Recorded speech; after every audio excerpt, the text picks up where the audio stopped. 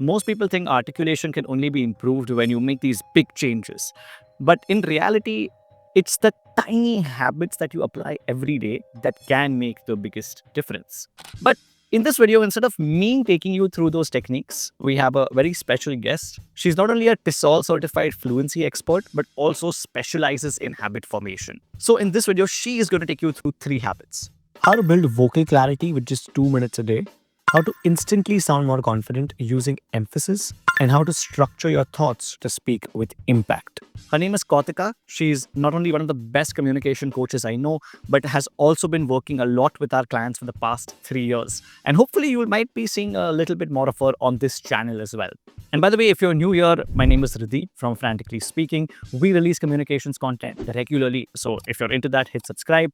And if you want to take your communications learning to the next level, you can click the link in the description to check out our courses and see if we can work together. And now, over to you, Coach Kautika.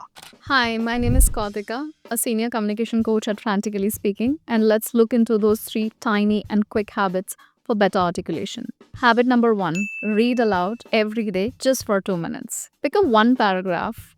Now, it could be from a news article or a book or even a blog post. The idea here is that you have to focus on clarity while speaking rather on speed. Articulation is all about being understood and not racing through the words. And while you're doing this added thing that you could do. Start recording yourself once a week and go back to it. You'll be surprised at how much changes in just 7 days. All it takes is just 2 minutes. Habit number 2, emphasize on keywords. Every sentence has a core idea. Highlight 1 or 2 keywords. For example, look at this sentence. I didn't say he stole the money. Now try emphasizing a different word each time. It goes like, I didn't say he stole the money. Or, I didn't say he stole the money. Or, I didn't say he stole the money. Or, I didn't say he stole the money. Did you notice how the meaning shifts?